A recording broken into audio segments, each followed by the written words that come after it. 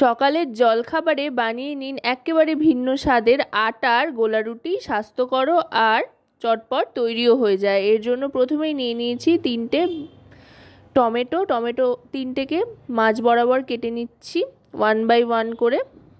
টমেটোটা কেটে নেওয়ার পর তারপরে টমেটোটা গ্রেটারের সাহায্যে গ্রেট করে নেব। চাইলে আপনারা পেস্টও করে নিতে পারেন, আবার আমি যেভাবে করছি সেভাবেও করে নিতে পারেন।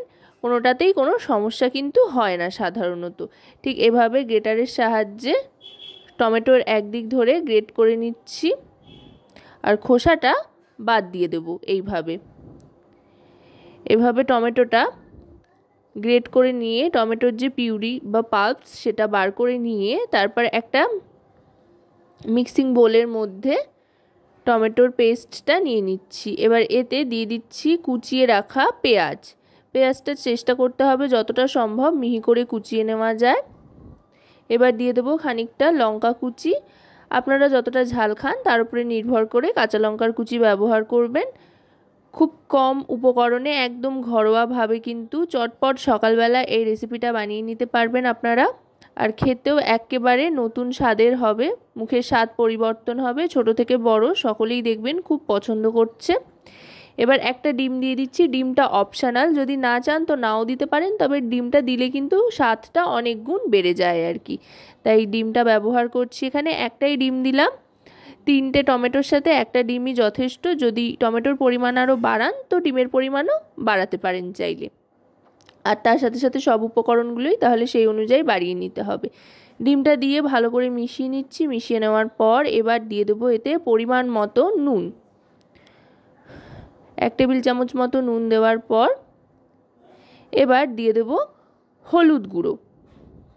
বেশ সুন্দর একটা রং আসবে তাতে করে। দেখুন হলুদ গুঁড়োটা দেওয়ার পর যখন মেশাবো তখন দেখবেন দারুণ সুন্দর একটা রং এসছে। এবার দিয়ে দিচ্ছি চিনি। চিনিটা একটু বেশি দিচ্ছি যেহেতু টমেটো ব্যবহার করেছি, টমেটো একটু টক টক হয়, তাই একটু বেশি করে চিনি দিলাম। যারা টক টক খেতে বেশি পছন্দ করেন তারা চিনিটা কম করেও দিতে পারেন। এবার দিয়ে দিচ্ছি চাট মশলা। এতে বেশ একটা চটপাটা ফ্লেভার আসবে।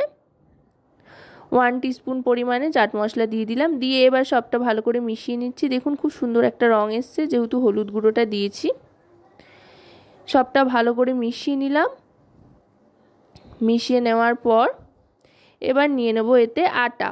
আমি আটা দিয়ে বানিয়েছি, আপনারা চাইলে ময়দার ব্যবহার করতে পারেন, তবে আটা দিয়েও কিন্তু খেতে এটা যথেষ্ট ভালো হয়, খুবই সুস্বাদু লাগে। 1 বাটি পরিমাণে আটা এখানে নিয়ে নিচ্ছি। যেই বাটিতে টমেটোর পেস্টটা নিয়ে নিয়েছিলাম সেই বাটিরই 1 বাটি পরিমাণে ভর্তি আটা নিয়ে নিয়েছি। নিয়ে এবার আটাটা ভালো করে এর সাথে মিশিয়ে নেব। যদি মেশাতে মেশাতে মনে হয় যে জল লাগবে তো জলের ব্যবহার করব, যদি মনে হয় যে জল লাগবে না তো আর জলের ব্যবহার করব না। আগে ভালো করে মিশিয়ে নেব টমেটোর পেস্টের সাথে, যাতে কোনো রকমের ডেলা না পেকে যায় সেদিকে লক্ষ্য রেখে। একটু জলের ব্যবহার করছি, খুব বেশি গাঢ় হয়ে গিয়েছিল সেই জন্য, তাই একটু জল দিয়ে ভালো করে মিশিয়ে নিচ্ছি।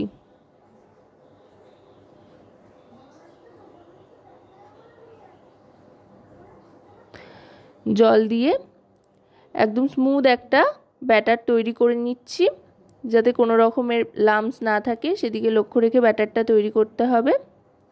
ব্যাটারটা কিন্তু মোটামুটি তৈরি হয়ে গিয়েছে। ঠিক এরকম ঘনত্বেই ব্যাটারটা তৈরি করতে হবে।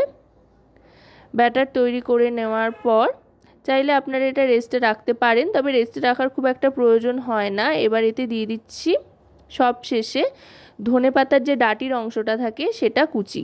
এতে করে খুব সুন্দর একটা গন্ধ আসে।